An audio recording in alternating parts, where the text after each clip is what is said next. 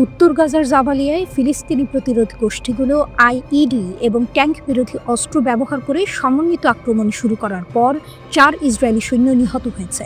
Israeli media ফিলিস্তিনি প্রতিরোধের সঙ্গে সংঘর্ষকে গাজা উপত্যকায় একটি কঠিন ঘটনা হিসেবে বর্ণনা করেছে। ইসরায়েলি সংবাদ সাইট হাদাসত বাজমানের মতে, উত্তর গাজার জাবালিয়া এলাকায় একটি ইম্প্রোভাইজড এক্সপ্লোসিভ ডিভাইস আইইডি বিস্ফোরিত হয় এবং সাজোয়া কর্পস ইউনিটের 4 সৈন্য প্রাণ হারায়। প্রতিবেদনে আরও বলা হয়েছে, ভোরে যোদ্ধারা জাবালিয়া এলাকায় একটি ইসরায়েলি ট্যাঙ্ক ক্রুর ওপর বিস্ফোরক ডিভাইস বিস্ফোরণ ঘটায়। পরে তারা ট্যাঙ্ক এবং এর কমান্ডারের ওপর গুলি চালায়, এতে আগুন ধরে যায় এবং ট্যাঙ্কের ক্রু সদস্যরা নিহত হয়। ইসরায়েলি মিডিয়া জানিয়েছে যে হেলিকপ্টারগুলি ইকলফ হাসপাতালে অবতরণ করেছে এবং গাজা থেকে হতাহতদের পরিবহন করা হয়। এই অভিযানটি একই সময়ে দখলকৃত আল কুদসে পরিচালিত একটি গুলি অভিযানের সঙ্গে সমান্তরালে হয়েছে, যেখানে 6 ইসরায়েলি বসতি স্থাপনাকারী নিহত হয়েছে। গাজা শহর দখলের উদ্দেশ্যে গাজায় ইসরায়েলি বাহিনীর অনুপ্রবেশের বিরুদ্ধে ফিলিস্তিনি প্রতিরোধ বাহিনী যখন লড়াই চালাচ্ছে, তখনই এটি ঘটেছে। সালাহ আল-দিন মসজিদ এবং আল জাইতুন ক্লিনিকের কাছে সংঘটিত একটি অভিযানের বিস্তারিত বিবরণীতে বলা হয়েছে, যোদ্ধারা 31 অগস্ট সম্মুখ সারির যুদ্ধক্ষেত্র থেকে ফিরে আসার পরেই এই হামলার বিষয়টি নিশ্চিত করেছে।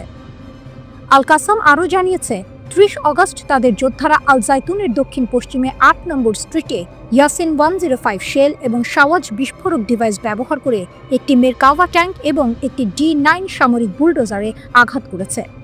আল কাসাম ফিলিস্তিনি ইসলামিক জিহাদের সামরিক শাখা আল কুদস ব্রিগেডের সঙ্গে সমন্বয় বৃদ্ধি করেছে। তারা একসঙ্গে খান ইউনিস, রাফা এবং গাজা সিটিতে ইসরায়েলি কমান্ড পোস্টগুলিতে মর্টার, ট্যাঙ্ক বিধ্বংসী ক্ষেপণাস্ত্র এবং উন্নত বিস্ফোরক ডিভাইস ব্যবহার করে যৌথ আক্রমণ চালিয়েছে। ইসরায়েলি সামরিক সূত্রগুলো ফিলিস্তিনি প্রতিরোধ কৌশলের ক্রমবর্ধমান কার্যকারিতা স্বীকার করেছে। তারা উল্লেখ করেছে, হামাসের যোদ্ধারা যুদ্ধে আরও সংগঠিত এবং দখলদার বাহিনীর মুখোমুখি হওয়ার ক্ষেত্রে ক্রমশ সাহসী হয়ে উঠেছে। গাজার উত্তরাঞ্চল, যেখানে প্রতিটি আঘাত গভীর সংকটের চিহ্ন, সেখানে এক নতুন তীব্রতা ছড়িয়ে পড়েছে। জাবালিয়া একটি নাম যেখানে ফিলিস্তিনি প্রতিরোধের অঙ্গীকার নতুন এক অধ্যায় রচনা করছে। এই মাটিতে ফিলিস্তিনিরা তাদের শক্তি ও সাহসের প্রকাশ ঘটাচ্ছে। আইইডি এবং ট্যাঙ্ক বিরোধী অস্ত্র দিয়ে তারা একযোগে আক্রমণ শুরু করেছে, আর সেই আক্রমণে প্রাণ হারিয়েছে 4 ইসরায়েলি সৈন্য। একদিকে ইসরায়েলি বাহিনী গাজা শহরের দখল নিতে অনুপ্রবেশ করছে, আর অন্যদিকে ফিলিস্তিনি যোদ্ধারা মরিয়া হয়ে তাদের প্রতিরোধ গড়ে তুলছে।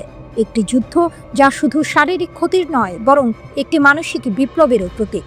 মেরকাভা ট্যাঙ্ক, D9 বুলডোজার, মর্টার, যুদ্ধের এই কৌশল যেন এক নতুন রূপে আসছে, যা ইসরায়েলকে চমকে দিচ্ছে।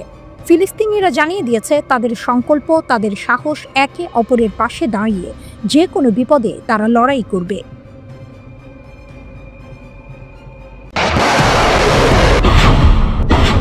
গাজা থেকে ইসরায়েলের রকেট হামলা। গাজার প্রতিরোধ বাহিনী ইসরায়েলে নতুন করে রকেট হামলা চালিয়েছে, যা প্রায় 3 সপ্তাহের মধ্যে প্রথমবার ঘটল। এই হামলার ফলে ইসরায়েলি সম্প্রদায়ের মধ্যে তীব্র আতঙ্ক সৃষ্টি হয়েছে। যদিও এক রকেট প্রতিহত করা সম্ভব হয়েছে, আরেকটি আঘাত হানে জনবসতিহীন একটি এলাকায়। এটি গাজার প্রতিরোধ বাহিনীর শক্তির প্রমাণ হিসেবে দেখা হচ্ছে, যাদের বিরুদ্ধে ইসরায়েল অবিরত হামলা চালালেও তারা একেবারে মাথা নত করছে না। ইসরায়েলি প্রতিরক্ষা বাহিনী IDF জানায়, 7 সেপ্টেম্বর গাজা উপত্যকা থেকে 2টি রকেট ইসরায়েলের দিকে নিক্ষেপ করা হয়। একটি রকেট প্রতিরোধ ব্যবস্থা দ্বারা ধ্বংস হলেও অন্যটি নেটিভুড শহরের কাছাকাছি একটি জনবসতিহীন এলাকায় আঘাত হানে। এই ঘটনাটি গাজার প্রতিরোধ বাহিনীর স্থিতিস্থাপকতা এবং তাদের প্রতিরোধের নতুন দৃষ্টান্ত হিসেবে দেখা যাচ্ছে। গাজার প্রতিরোধ বাহিনীর জন্য এটি ছিল একটি নতুন বার্তা যে তারা ইসরায়েলি হামলার পরও তাদের শক্তি বজায় রাখতে সক্ষম। রকেট হামলার পর ইসরায়েলের বিভিন্ন অঞ্চলে সাইরেন বেজে উঠেছিল এবং বিশেষ বাহিনী লোকজনকে নিরাপদ আশ্রয়ে সরিয়ে নেওয়ার জন্য তৎপর হয়ে ওঠে। তবে কিছুক্ষণ পর পরিস্থিতি স্বাভাবিক হয়ে আসে এবং IDF নাগরিকদের জানায় বিপদ কেটে গেছে। ইসরায়েলের টানা হামলায় প্রায় পুরো গাজা ধ্বংস হয়ে গেছে। গাজার সরকারের গণমাধ্যম দপ্তরের তথ্য অনুযায়ী গাজার অবকাঠামোর 90% ধ্বংস হয়েছে। ক্ষতির পরিমাণ দাঁড়িয়েছে $6,800 কোটি বেশি।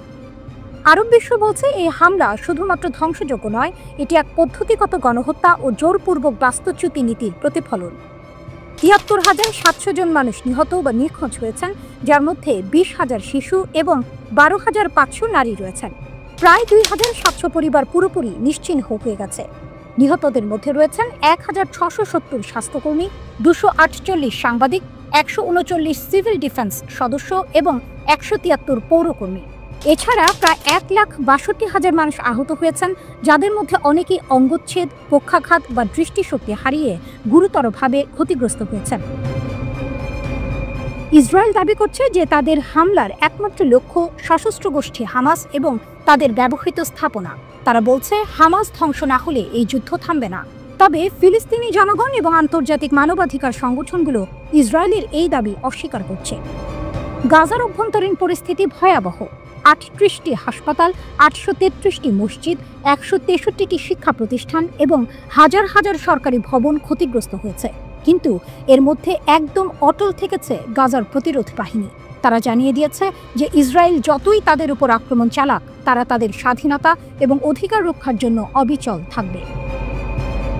গাজার প্রতিরোধ বাহিনী, বিশেষ করে হামাস, বারবার ইসরায়েলের হামলা প্রতিরোধ করেছে এবং পাল্টা আক্রমণ চালিয়েছে। তাদের শক্তি শুধু সামরিক দিকেই সীমাবদ্ধ নয়, বরং মনোবল এবং সংগ্রামের অটল সংকল্প তাদের শক্তির উৎস।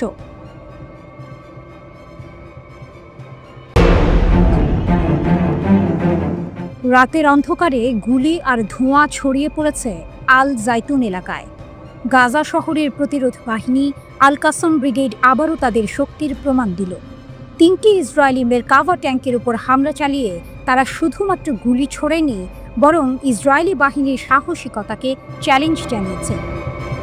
হামলার পরিকল্পনা এবং বাস্তবায়ন।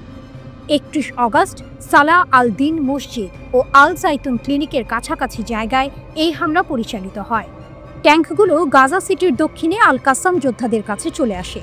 সঠিক মুহূর্তে স্থানীয়ভাবে তৈরি ইয়াসিন 105 শেল আর শাওয়াজ বিস্ফোরক ডিভাইস ব্যবহার করে আল কাসাম যোদ্ধারা ট্যাঙ্কগুলোকে লক্ষ্য করে হামলা চালায়। কিছুক্ষণের মধ্যে ৩টি মেরকাভা ট্যাঙ্ক ধ্বংস হয়ে যায়, তাদের শক্তির অগ্রযাত্রা থামিয়ে দেওয়া হয়। কিন্তু এই হামলা শুধুমাত্র একটি যুদ্ধের ঘটনা নয়, এটি এক নতুন শুরুর গল্প। আল কাসাম ব্রিগেড এই অঞ্চলে একাধিক আক্রমণ পরিচালনা করেছে। তাদের কৌশল ছিল সোজা, সরাসরি ট্যাঙ্কে হামলা এবং ঘরবাড়ির ভেতরে সুরক্ষিত ইসরায়েলি বাহিনীকে অ্যাম্বুশ করে ধ্বংস করা। আর এর পেছনে ছিল তাদের এক অদম্য শক্তি, দৃঢ় সংকল্প এবং স্থানীয়ভাবে তৈরি বিস্ফোরক ডিভাইসের মস্তিষ্ক। ৩টি ট্যাঙ্ক, এক শক্তিশালী বার্তা। এভাবে আল কাসাম যোদ্ধারা প্রতিরোধ গড়ে তুলেছে, ইসরায়েলি বাহিনীর একের পর এক প্রচেষ্টা ব্যর্থ করে দিয়েছে। তারা ঘনবসতিপূর্ণ এলাকায় অগ্রসর হওয়া ইসরায়েলি বাহিনীর কাছে এক বড় চ্যালেঞ্জ হয়ে দাঁড়িয়েছে। ট্যাঙ্ক বিরোধী কৌশল এবং বুদ্ধিমত্তার ব্যবহার তাদের সাফল্যের চাবিকাঠি। একে একে তাদের প্রতিরোধ কৌশলগুলো ইসরায়েলি বাহিনীর জন্য ভয়াবহ হয়ে উঠেছে। এই শক্তির পেছনে রয়েছে তাদের একসাথে কাজ করা সামরিক শাখাগুলো। আল কাসাম ব্রিগেড এবং আল কুদস ব্রিগেডের সমন্বয়ে গাজা সিটি, খান ইউনিস ও রাফা এলাকায় একযোগে মর্টার, ট্যাঙ্ক বিরোধী ক্ষেপণাস্ত্র এবং বিস্ফোরক ডিভাইস ব্যবহার করে ইসরায়েলি কমান্ড পোস্টগুলিতে আক্রমণ চালানো হয়েছে। একের পর এক আক্রমণ, একের পর এক সফল অভিযান। ইসরায়েলি বাহিনীর অসহায়ত্ব। ইসরায়েলি সামরিক বাহিনীও মানছে যে ফিলিস্তিনি প্রতিরোধ বাহিনী ক্রমশ আরও শক্তিশালী হয়ে উঠছে। তারা বলছে হামাস যোদ্ধারা যুদ্ধে আরও সংগঠিত এবং বাহিনীর মুখোমুখি হতে সাহসী। যুদ্ধের কৌশল পরিবর্তন, নতুন নতুন অস্ত্রের ব্যবহার এবং প্রতিরোধের এই নতুন দিক দেখাচ্ছে যে গাজা সিটি আর কখনো আগের মতো থাকবে না। এটা স্পষ্ট, আল কাসাম ব্রিগেড ও ফিলিস্তিনি প্রতিরোধ বাহিনী তাদের কৌশল এবং শক্তির মাধ্যমে এক নতুন দিগন্ত তৈরি করছে। একদিকে যেমন ইসরায়েলি বাহিনী শক্তির জোরে এগিয়ে যেতে চায়, অন্যদিকে আল কাসামের শত্রুকে ঘায়েল করার কৌশল এবং প্রতিরোধের আগুন আরও শক্তিশালী হয়ে উঠছে। আর গাজা সিটির আকাশে তখন অন্যরকম বাতাস, এক যুদ্ধের নতুন অধ্যায়ের শুরু। এটি সাধারণ একটি যুদ্ধের কাহিনী নয়, এটি এক জাতির শক্তির গল্প, যাদের অগ্রযাত্রা থামানো সম্ভব হয়নি। 2 মাস লুকিয়ে রাখার পর বেরিয়ে এলো ইসরায়েলের আসল দুর্বলতা।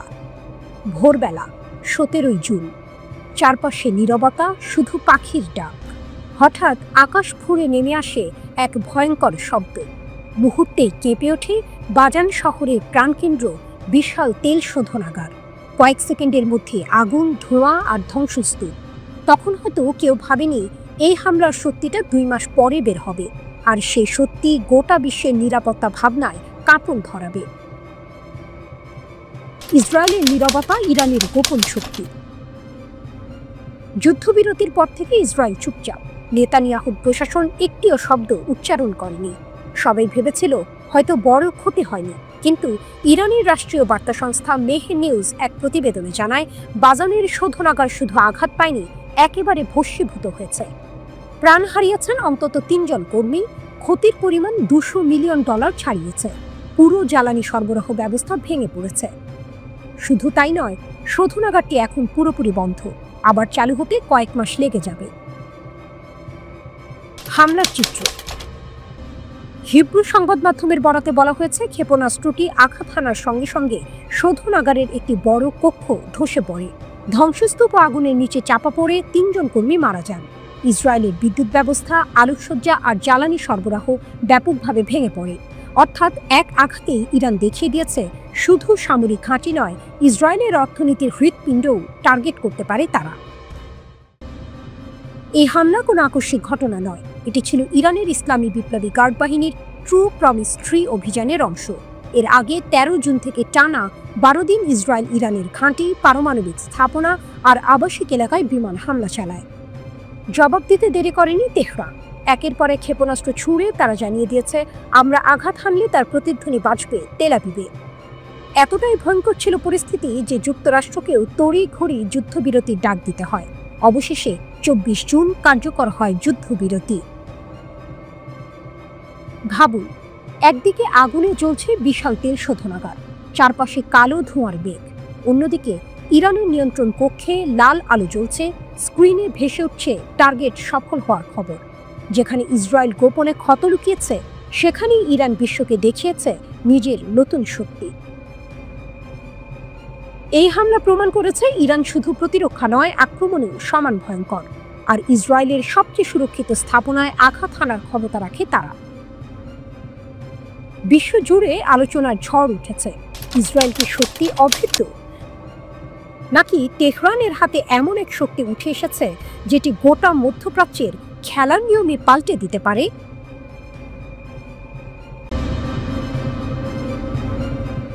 গাজার ধ্বংসস্তূপে প্রতিরোধের আগুন। রাতের অন্ধকার, ভাঙা বাড়ি, ধুলোয় ঢাকা রাস্তা, আকাশে ড্রোনের গুঞ্জন। মনে হয় জীবন থেমে গেছে, কিন্তু না। এই ধ্বংসস্তূপের আড়ালে এখনো শ্বাস নিচ্ছে এক ঝড়। সেই ঝড়ের নাম ফিলিস্তিনি প্রতিরোধ যোদ্ধা। ট্যাঙ্ক, সাঁজোয়াজান, আধুনিক ক্ষেপণাস্ত্র সবকিছু আছে ইসরায়েলের হাতে, কিন্তু বুকের ভেতর স্বাধীনতার আগুন থাকলে কেবল মাটি আর ধ্বংসস্তূপই যথেষ্ট হয়ে ওঠে প্রতিরোধের দুর্গ। ইসরায়েলের সেনারা ভাবে তারা দখল নিতে এসেছে, কিন্তু প্রতিটি অলিগলি, প্রতিটি ভাঙা বাড়ি যেন এক একটি ফাঁদ। সুড়ঙ্গ থেকে বেরিয়ে এসে যোদ্ধারা মুহূর্তেই ঝাঁপিয়ে পড়ে, হামলা চালায়, তারপর আবার মিলিয়ে যায় হাওয়ার মতো, যেন মৃত্যু ছায়ার মতো তাড়া করে ফেরে দখলদার বাহিনীকে। গাজার এই গেরিলা কৌশল ইসরায়েলের সব আধুনিক শক্তিকে বারবার ব্যর্থ করে দিচ্ছে। একদিকে ড্রোন আর F-16, অন্যদিকে হাতে বানানো রকেট আর সেকেলে অস্ত্র। তবুও প্রতিরোধের গান গাইছে ফিলিস্তিনি যোদ্ধারা, কারণ তারা জানে এটা কেবল যুদ্ধ নয়, এটা অস্তিত্বের লড়াই। বিশেষ করে হামাসের সামরিক শাখা আল কাসাম ব্রিগেড। ইসরায়েলি সেনাদের কাছে এই নামটাই দুঃস্বপ্ন। মঙ্গলবার প্রকাশিত এক ভিডিওতে দেখা যায়, গাজার জাইতুন এলাকায় এক বাড়িতে অবস্থান নিয়েছে ইসরায়েলের বিশেষ বাহিনী।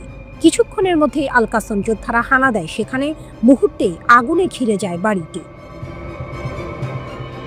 আরেক ভিডিওতে দেখা যায় ইসরায়েলের সামরিক যানকে ইয়াসিন 05 রকেট দিয়ে আঘাত করা হচ্ছে।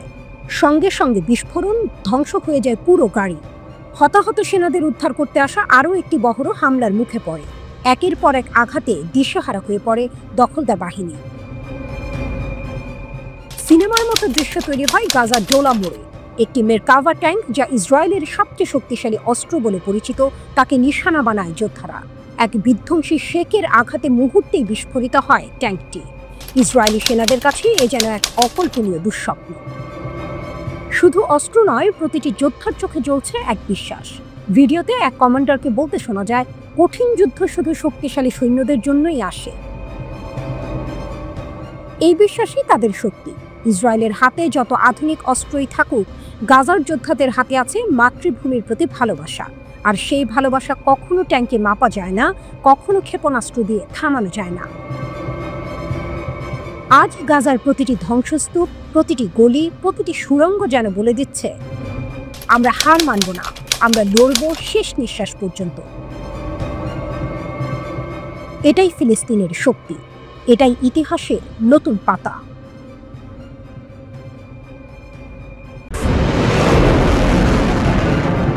আগুনের ঝড়ে জেগে উঠল ইয়েমেন, পাশে দাঁড়ালো ইরান। একটা বিস্ফোরণ, একটা খবর, তারপর সারা আরবের আকাশে শোকের কালো মেঘ। ইয়েমেনের প্রধানমন্ত্রী আহমেদ আল রাহাবি শহীদ, ইসরায়েলি আগ্রাসনের নির্মম ফল। কিন্তু এই মৃত্যু কেবল একজন নেতার নয়, এটি যেন একটি জাতির প্রতিরোধের আহ্বান, দখলদারিত্বের শেষ চাপ। ইরানের গর্জন, আগ্রাসনের বিরুদ্ধে রণহুঙ্কার। তেহরান চুপ থাকেনি। ইরানের পররাষ্ট্র মন্ত্রণালয় কঠিন ভাষায় বলেছে, এটি শুধু একটি হামলা নয়, এটি সন্ত্রাসবাদ। তারা আন্তর্জাতিক সম্প্রদায় ও ইসলামী দেশগুলোর উদ্দেশ্যে ঘোষণা করল, এখনই ব্যবস্থা নিন, এই দুর্বৃত্ত সত্তাকে থামাতে হবে। ইরানের কণ্ঠে যেন প্রতিধ্বনিত হচ্ছিল ইতিহাসের সেই দৃঢ় সংকল্প, যে সংকল্প বারবার সাম্রাজ্যবাদীদের রুখে দিয়েছে। সানার রাস্তা উন্মাতাল। ইসরায়েলি আগ্রাসনের খবর ছড়িয়ে পড়তে ইয়েমেন জেগে উঠল। রাজধানী সানার আল সাবাইন স্কোয়ারে লাখো মানুষের ঢল। গাজার সঙ্গে সংহতি জানিয়ে তারা উত্তোলন করল ফিলিস্তিনের পতাকা। দৃশ্যটা যেন সিনেমার ফ্রেম। অভিনেতারা মানুষ, আলো তাদের চোখে, কিন্তু ক্যামেরা ধরছে প্রতিরোধের প্রতীকটা। লাল রেখা অতিক্রম। আনসার আল্লাহ আন্দোলনের রাজনৈতিক ব্যুরোর সদস্য মোহাম্মদ আল বুখাইতির কণ্ঠে তখন বজ্রপাত। তিনি বললেন, প্রধানমন্ত্রীর সভাকে লক্ষ্য করে শত্রু লাল রেখা অতিক্রম করেছে, যুদ্ধ নতুন অধ্যায়ে প্রবেশ করেছে, প্রতিশোধ আসবেই। এখানেই টুইস্ট।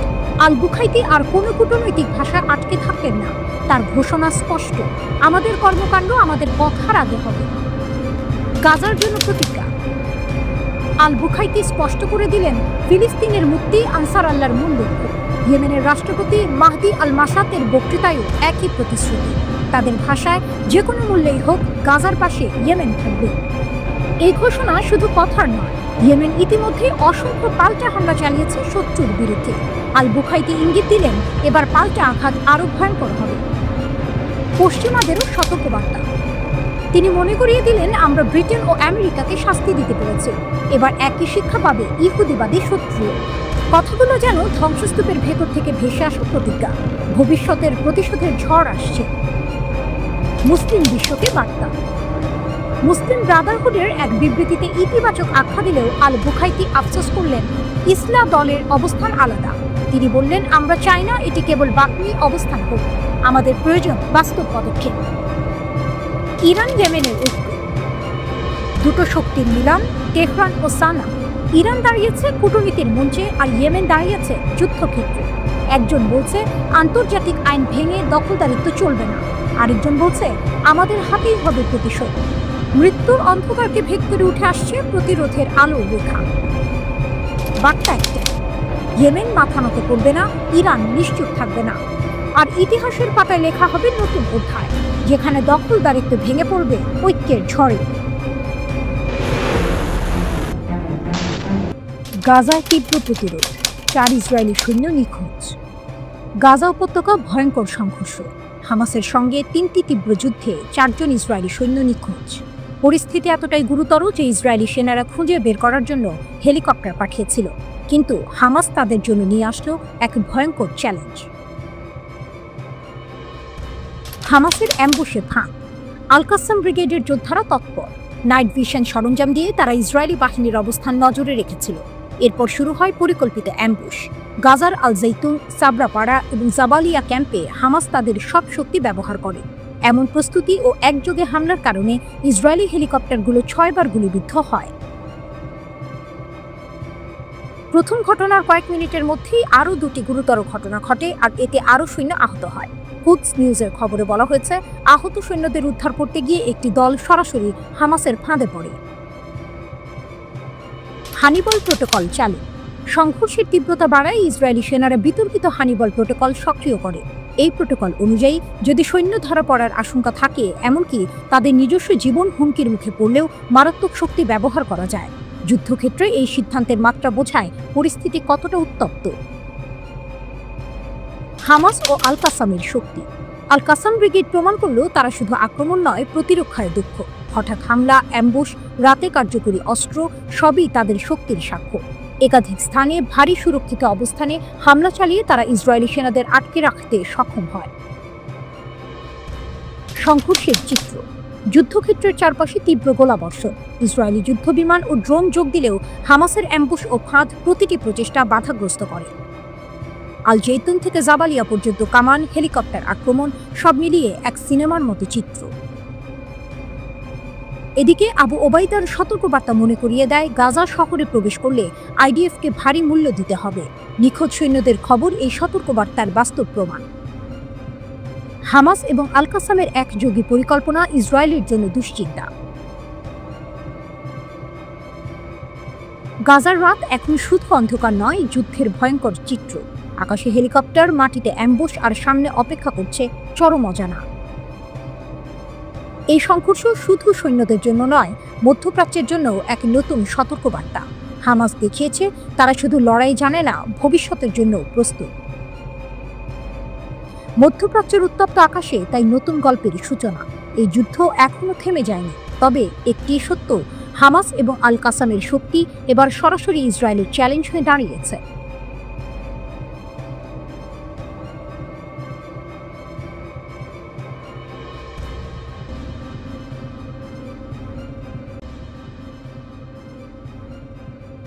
রাতের আধার নামলে এই গাজা উপত্যকার আকাশ কেঁপে ওঠে আগুনের আলোয়।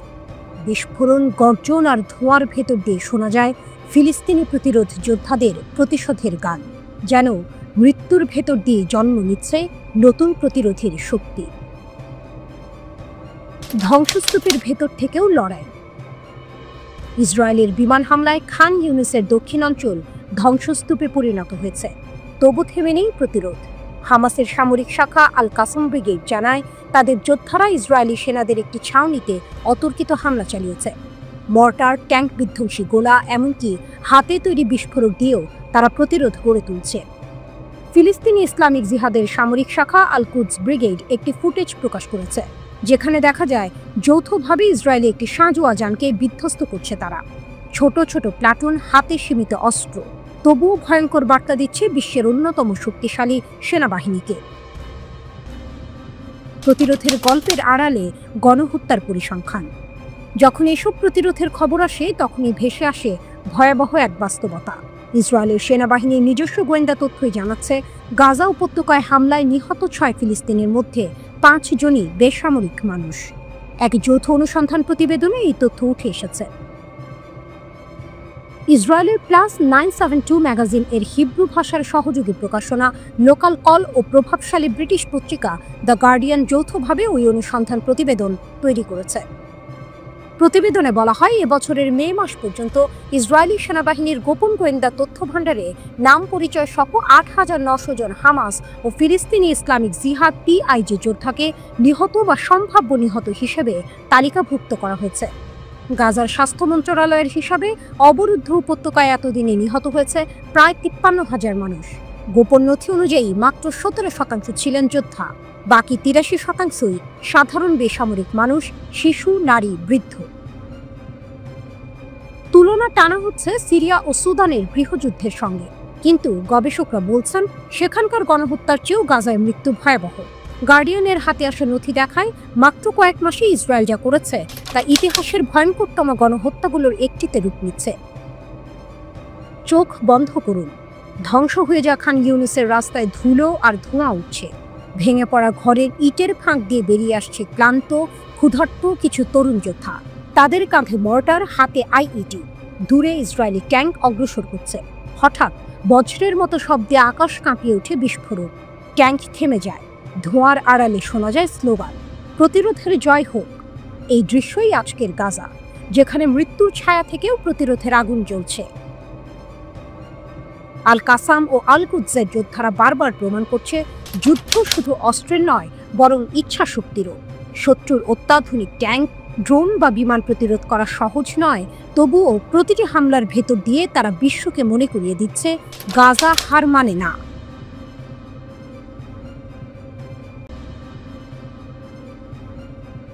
গাজার মাটিতে অগাস্টের আকাশ, ভোরের নিস্তব্ধতা। ঠিক তখনই যেন বাজ পড়ে যায়। খান ইউনিসের দক্ষিণে ইসরায়েলি সেনাদের এক শিবির হঠাৎ করেই কেঁপে ওঠে। সুড়ঙ্গের অন্ধকার গলিপথ থেকে আলোয় বেরিয়ে আসে 18 জন আল কাসম যোদ্ধা। গর্জন তোলে মেশিন গান, ধ্বংস ডেকে আনে রকেট চালিত গ্রেনেড, আর সেই মুহূর্তেই শুরু হয় গাজার ইতিহাসের এক অনিবার্য নাটক, এক মহাকাব্যিক আকস্মিক আক্রমণ। এ যেন আগুনের বৃষ্টি।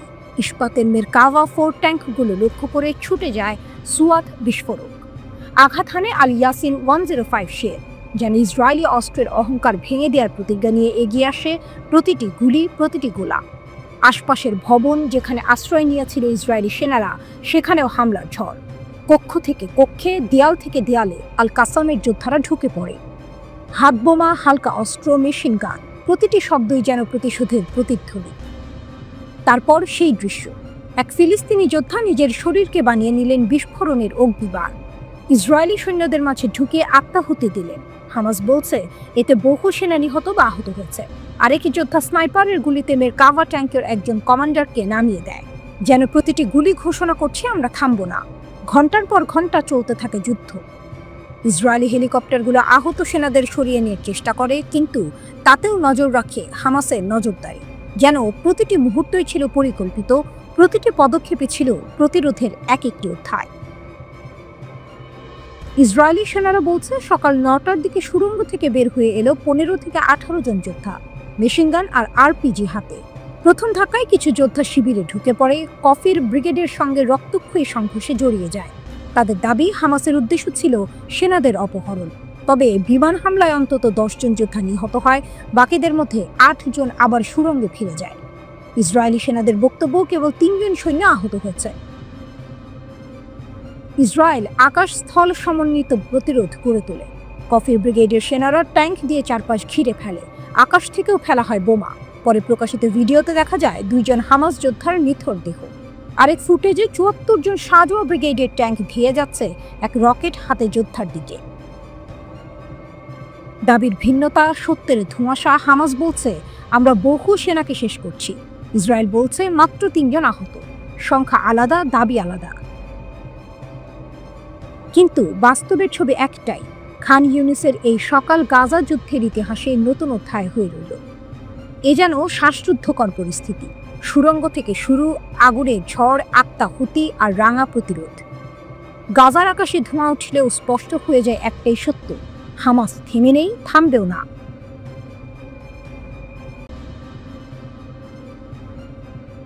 ড্রোন মিসাইলের ঝড়ে কেঁপে উঠল ইসরায়েল, হুথিদের চমকপ্রদ শক্তি প্রদর্শন। রাতের অন্ধকারে হঠাৎ করেই বেজে ওঠে সাইরেন। তেল আবিব থেকে শুরু করে মধ্য ইসরায়েলের আকাশ জুড়ে আতঙ্কের ছায়া, কারণ ইয়েমেনের হুথি বিদ্রোহীরা আবারও এমন এক শক্তি প্রদর্শন করল যা ইসরায়েলি প্রতিরক্ষা ব্যবস্থাকেও বিভ্রান্ত করে দিল। ড্রোনের আক্রমণের পর এবার আকাশে ছুটে যায় এক ব্যালিস্টিক ক্ষেপণাস্ত্র। ক্যামেরায় ধরা পড়ে সেই ভয়ঙ্কর মুহূর্ত। নামার সময় মাঝ আকাশেই ভেঙে যায় ক্ষেপণাস্ত্রটি। ইসরায়েলি বিমান বাহিনী একের পর এক ইন্টারসেপ্টর মিসাইল ছুঁড়ে তার টুকরোগুলো ধ্বংস করার চেষ্টা করে। কয়েকটি টুকরো মধ্য ইসরায়েলের বিভিন্ন জায়গায় গিয়ে পড়লেও কোনো হতাহতের ঘটনা ঘটেনি। কিন্তু এ যেন শুধু এক টুকরো ছবি। পুরো নাটকীয় ঘটনাটি শুরু হয়েছিল তারও আগে, যখন ইয়েমেন থেকে ছোড়া একটি ড্রোন ইসরায়েলের দক্ষিণ আকাশে ঢুকে পড়ে। প্রতিরক্ষা ব্যবস্থা বারবার চেষ্টা করেও একবারে তা নামাতে পারেনি। কয়েক দফা লড়াইয়ের পর অবশেষে ভূপাতিত করা হয় সেই চালকবিহীন ড্রোন। তার আগেই গাজার সীমান্ত ও মিশরের কাছাকাছি এলাকায় বাজতে থাকে সতর্কতামূলক সাইরেন। হামলার পরই ইয়েমেনে উত্তাল জনসমুদ্র। হাজার হাজার হুথি সমর্থক রাইফেল হাতে ফিলিস্তিনি পতাকা উড়িয়ে ইসরায়েল বিরোধী স্লোগান তুলছিল। সেই সমাবেশের ঠিক পরপরই হামলা চালিয়ে বিশ্বকে বার্তা দিল হুথিরা, আমরা আছি, আমাদের শক্তি থেমে নেই। মুখপাত্র ব্রিগেডিয়ার জেনারেল ইয়াহিয়া সারি ঘোষণা করেন, প্যালেস্টাইন 2 ব্যালিস্টিক ক্ষেপণাস্ত্র ইসরায়েলি প্রতিরক্ষা ভেদ করেছে। আমাদের লক্ষ্য ছিল বেন গুরিয়ন বিমানবন্দর। আমরা বিভ্রান্তি তৈরি করেছি, মিলিয়ন মিলিয়ন ইসরায়েলি আশ্রয়কেন্দ্রে পালিয়েছে, বিমানবন্দরের কার্যক্রম বন্ধ হয়েছে। তিনি আরও দাবি করেন, শুধু ক্ষেপণাস্ত্র নয়, তেল আবিব ও আশকেলনের সামরিক ঘাঁটিতে 2টি ড্রোনও নিক্ষেপ করা হয়েছে। এটি কোনো বিচ্ছিন্ন ঘটনা নয়। গত 2023 সালের নভেম্বরে প্রথম ইসরায়েলের বিরুদ্ধে হামলা চালায় ইয়েমেনের হুথিরা। এরপর থেকে আকাশপথে যেন এক নতুন যুদ্ধের সূচনা হয়েছে। 2025 সালের জানুয়ারিতে স্বল্পমেয়াদী যুদ্ধবিরতির সময় আক্রমণ থেমেছিল বটে, কিন্তু ততদিনে তারা ইসরায়েলের দিকে ছুঁড়েছে 40টিরও বেশি ব্যালিস্টিক ক্ষেপণাস্ত্র ও ড্রোন।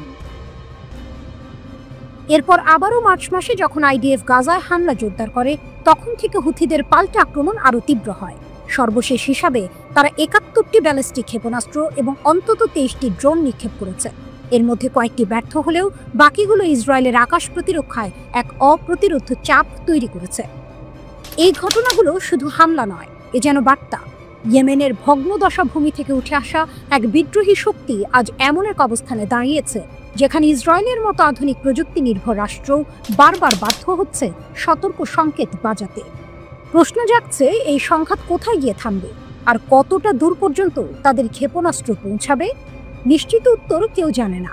তবে এটা স্পষ্ট, হুথিদের শক্তি এখন শুধু ইয়েমেনেই সীমাবদ্ধ নয়, তা ছড়িয়ে পড়েছে মধ্যপ্রাচ্যের রাজনীতির কেন্দ্রবিন্দুতে।